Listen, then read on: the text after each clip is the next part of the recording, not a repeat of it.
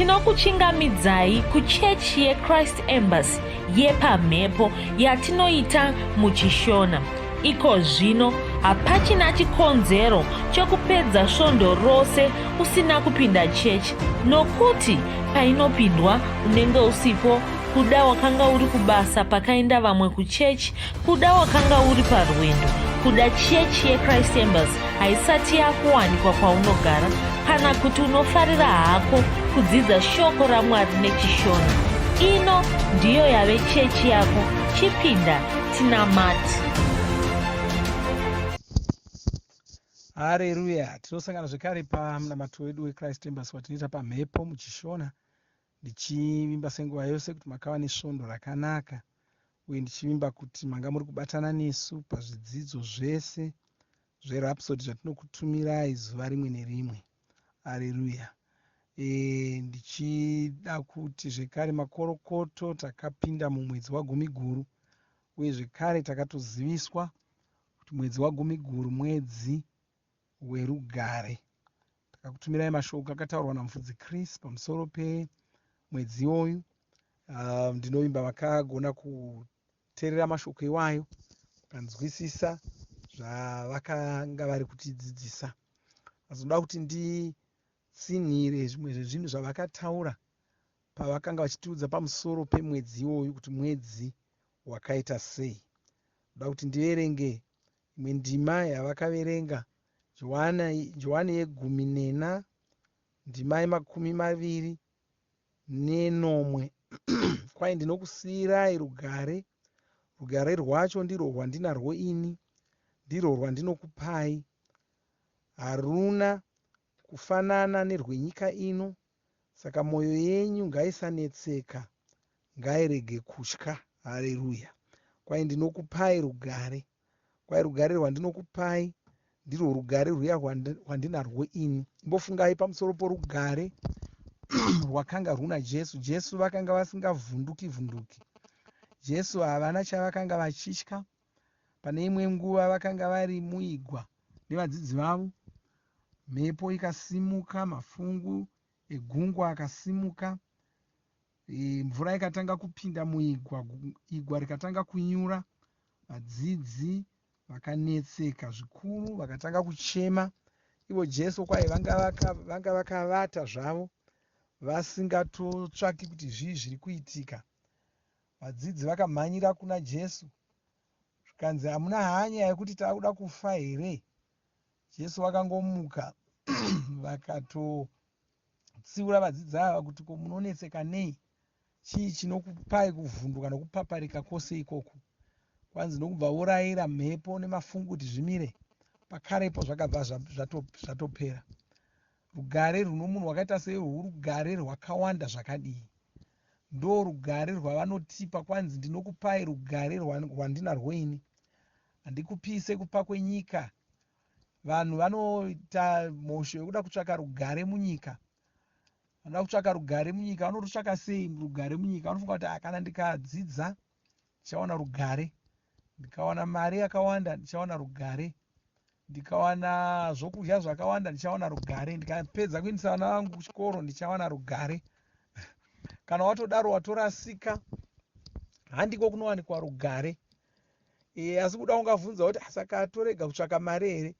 Tsvaka mari, asi usaitsvaka uchiti ndigowana rugare. Haleluya. Ingonzwisisa kuti kuenda kuchikoro, kuwana dzidzo yakanaka, kuwana basa rakanaka, kuwana mari yakawanda, kuvaka imba, kuva nomusha, kudini. Ingonzwisisa kuti zvinhu izvozvozvo hauzviiti kuti uwane rugare. Rugare rwacho unofanira kunge unarwo usati wane imba yacho. Unofanira kunge norugare rworwo usati wadzidza kuchikoro. Unofanira kuwana rugare rworwo usati wawana mari yacho. Rugare chinhu chinofanira kunge chiri mauri. Uye Jesu vega ndo vanogona kukupa rugare rwechokwadi. Ndosaka muchiona kuti vanhu vazhinji vakadzingirira zvinhu izvozvi vachitsvaka rugare runopiwa nenyika. Apedza kuwana dzidzo iya, apedza kuwana mari iya, apedza kuvaka, akatovaka dzimba dzakawanda. Kuna vamwe vanotovaka dzakawanda, unotenga apo wovaka, wotenga apo, wakagara pasi owana kuti dzimba dzake dzaanadzo ana 20, asi apedza kudaro owana kuti rugare rwacho haana. Rugare rwehaana. Waendesa vana chikoro, wapedza, vadzidza, vakushanda, vakuzvionera, owana kuti rugare rwacho haana. Nemhakei nokuti zvinhu izvi, kana uchiendesa vana vako kuchikoro, uri kungobatsira vana vako kuti vadzidze, hausi kutsvaka rugare. Kana uchivaka imba, hausi kutsvaka rugare, uri kungotsvaka pokugara, uri kungotsvaka paunogara uchiita mabasa ako uchishumira Mwari uripo chete. Kana uchitsvaka mari, uri kungotsvaka mari yokuti ugogona kushumira Mwari nayo uchiita mabasa akanaka chete, hausi kutsvaka rugare. Saka usatsvaka rugare uchikwanza kana ndazova nemari ndo pandichava norugare. Hazvidaro. Haleluya. Saka rugare runa Jesu rwaivaita kuti vasavhunduka nyangwe njodzi, vakatarisana nenjodzi, ndo rugare rwavakatipa. Tatova narwo, chishandisa rugare irworwo, chirarama somunhu ane rugare irworwo. Jesu anotaura zvekare, toenda kuna Matiyo 10, ndima 12, kwai mungapinda muimba, tangai makwazisa varimo. Imba iyi ingava yakakodzera kugara, rugare rwenyu runozouya mairi, zvisizvo rugare rwenyu runozodzoka kwamuri. Haleluya. Kwanzi pamunopinda mudzimba, ndiJesu vanga vari kutsanangurira, nokuti tine izvi zvatinoona mumashoko avaya. Kwai pamunopinda mudzimba, muchipinda muimba, imba imwe neimwe yamungapinda mairi, kwai kwazisai vanhu varimo, muchitaura rugare kuvanhu varimo. Kwai kana muine vanhu vakakodzera kuwana rugare, rugare rwenyu runobva rwauya pamusoro pevanhu ivavo. Asi kana musina munhu anokodzera rugare rwenyu, rugare rwenyu runodzoka kwamuri. Chii chavari kutitaurira apa? Jesu ari kutitaridza kuti tine rugare, tinofamba takatakura rugare.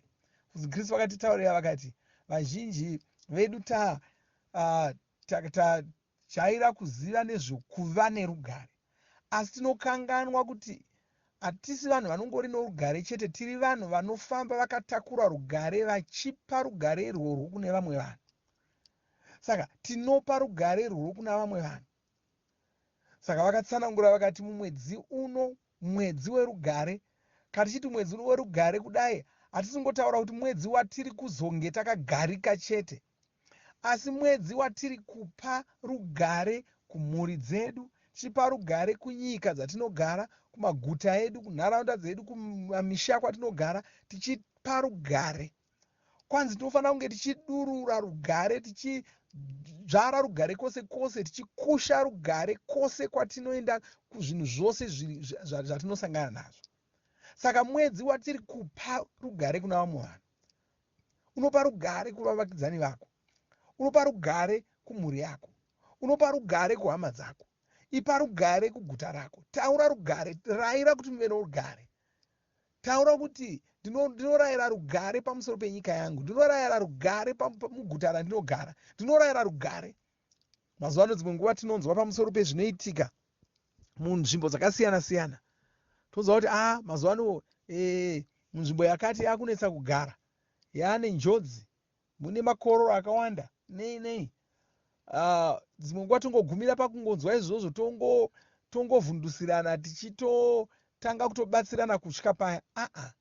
Iwe somwana waMwari ndo paunofanira kuchisumuka uchirayira rugare, kuti ndinorayira rugare munzvimbo ino, ndinorayira rugare muguta rino, ndinorayira rugare, ngamuve norugare. Vanhu havafaniri kuramba kugara vachityasa izvozvi, vachivhunduka, vachivhundusirwa, vachinetseka, vachibirwa, vachipondwa. Ndinorayira rugare. Muguta muve ngamuve norugare, nzvimbo ino ngaive norugare, musha uno ngauve norugare. Haleluya. Saka ndo zvatinofanira kuita, kwai nokuti rugare rwacho tinarwo, tinofanira kurubudisa tichirupa kuvanhu, tichirupa kuzvinhu zvakatikomberedza. Tipe rugare kuvanhu nokuzvinhu. Haleluya. Saka ndo basa ratinaro, ndo basa ratakapiwa, ndo zvinhu zvatiri kuita, zvokurayira rugare, tichipa rugare, tichikusha rugare kwose kwose. Kwai ngatitaure rugare kusvika kumagumo enyika, kunyika dzese nedziri kure, rayira rugare nedzimwe nyika dzausati wakambosvika. Kuda wakangonzwa kuti kune hondo ikoko, kuda wakanzwa kuti kune hondo kuUkraine, taura uchiti ndinorayira kuti kuUkraine kuve norugare. Haleluya. Kuda wakanzwa kuti kune hondo iri kuIsraeri, ndinorayira kuti kuIsraeri kuve norugare. Ibasa redu kuti tiunze rugare saizvozvo. Kuna vamwe vanhu vasinganzwisisi kukosha kwaizvozvo. Dzimwe nguva vanhu vanongoperera makakatanwa anoitwa navanhu vanotsvaka ushe. Wongo kudai iwe unoda kuti uyu ave unotonga, kana kuti haudi kuti uyu ave anotonga, kana kudii, mongogumira ipapo. Hamuchatarisi nokuti kwanzi kana nzvimbo yaunogara yacho ikanga ino rugare, iwewe ndokuti ugovawo norugare. Asi dzimwe nguva vanhu vanorasika ipapo, wongoperera pamakakatanwa avanhu vanotsvaka ushe. Wongomirawo nomumwe waunoda kuti awane ushe hwacho.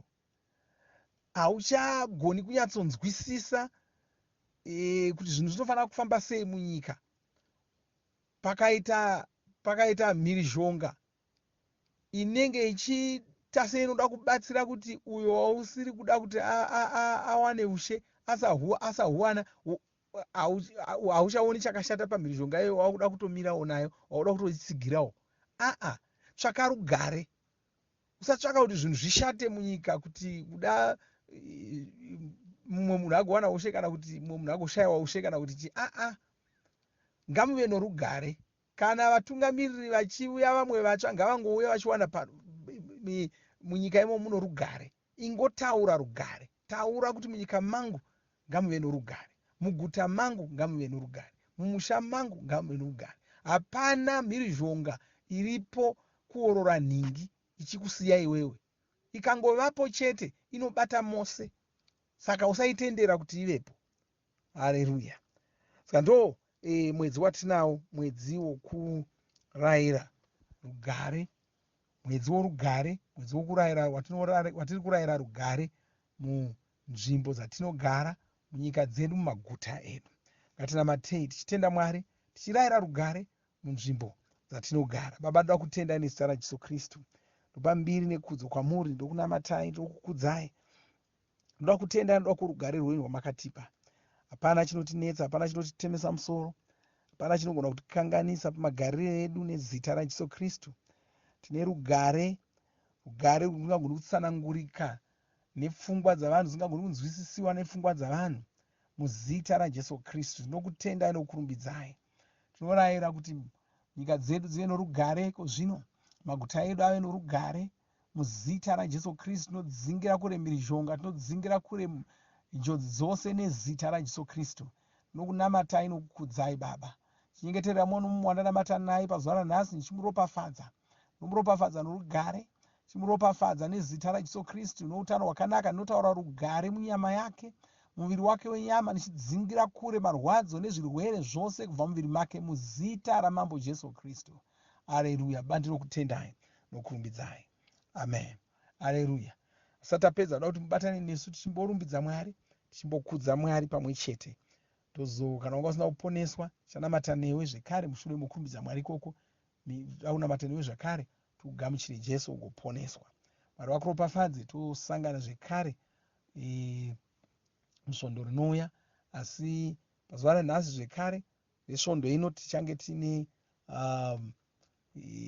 nguva yokurumbidza Mwari nokunamata Mwari takabatana namufudzi Kristu. Saka kuti munge makabatana nesu. Mwari wakuropafadzei. Amen.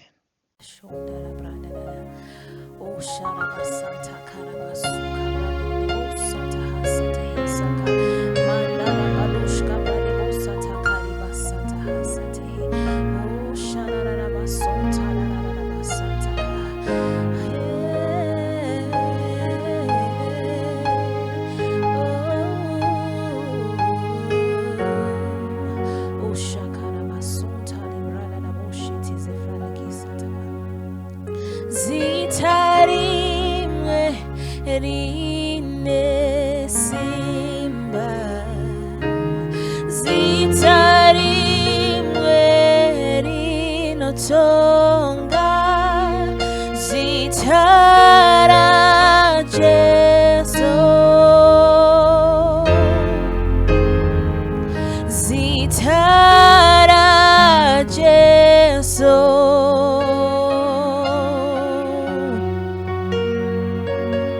zita rimwe rine simba, zita rimwe rinotonga, zita ra Jesu, zita ra Jesu.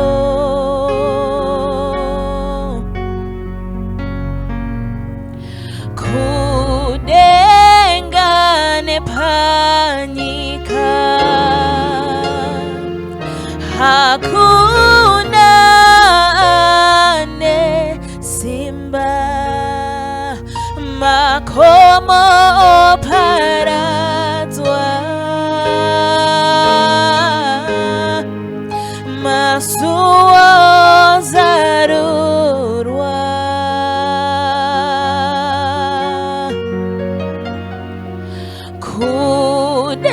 kudengane panyika, hakuna nesimba, makomo paradzwa, masuo zaruka,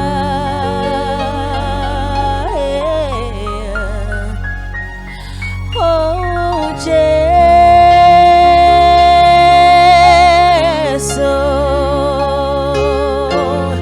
oh Jesu,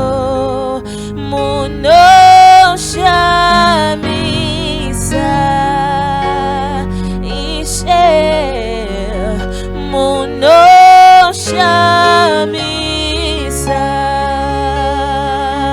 oh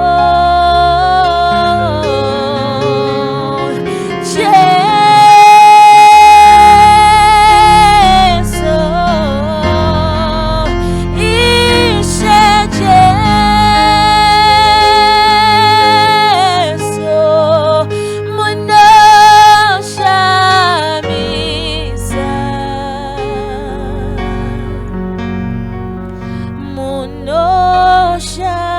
munoshamisa,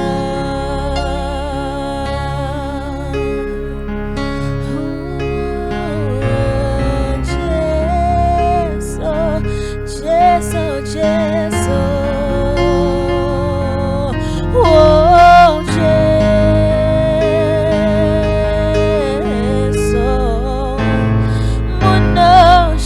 munoshamisa,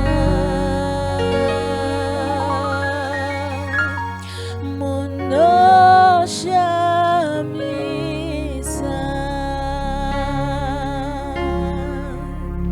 sakuma sharaba digende boska tradige benta fena tu sharaba sataka laraba sharaba babos. Novimba makomborerwa nemunamato wesvondo rino. Kana manga musati mazvarwa patsva, namatai mumashure mangu, muchidudza, muchirevesa, taurai muchiti, Mwari vari kudenga, ndinouya kwamuri, ndinokoka Jesu kuti vapinde mumwoyo mangu. Ndinokumbira kuti Jesu vatonge upenyu hwangu. Ndinopupura kuti Jesu ndivo vavaishe wangu. Saka ndinogamuchira upenyu usingaperi mumweya mangu. Ndazvarwa patsva, ndava chisikwa chitsva. Ndinokutendai. Amen. Makorokoto mazvarwa patsva tinokugamuchirai muchechi yeChrist Embassy titumirei zita renyu nekwamunogara. Munogona kutumira iri SMS kana WhatsApp pa 0772 215 kana kutuma tsamba pa shona@gmail.com. Muchida kupa mpiro yenyu neEcocash, rovai namba *151*2*5*58225 motevera zvinenge zviri kutaurwa neEcocash ipapo. Kana muine nhare dzemazuva ano munogona kushandisa Kingspay kupa mpiro yenyu. Shandisai kodi inoti TNIOG nemavara makuru. Tinoda kukuzivisai zvinotevera. Tinokurudzira kuti musadarikwe nezvidzidzo zveRhapsody. Zvidzidzei kuti shoko riwande mamuri mugone kumirisana nezvinhu zvinonetsa muupenyu. Tinodavo kuzivisa vane nhare dzeEconet kuti *205# vava kugona kuwana Rhapsody panhare dzenyu kunyangwe musina WhatsApp. Rovai nhare idzi muwane Rhapsody panhare dzenyu zuva rimwe nerimwe. Munorova *205# mosarudza daily devotional. Subscribe Shona Rhapsody muchishona. Munamato uno munoubata pa WhatsApp, pa radio, pa YouTube panoti Shona Online Church, pa www.ce-shonachurch.org nepa vcc.rhapsodyofrealities.org. Tinokumbira mutizivise kana muri kutibata pane imwe yenzvimbo idzi. Kana pari painternet munogona kunyoresa muchitipa zita renyu. Kana pari pa WhatsApp tinyorerei tigopota tichikutumirai zvimwe zvidzidzo, kana kutitumira SMS pa 0772 166 928. Ivai nesvondo rakanaka.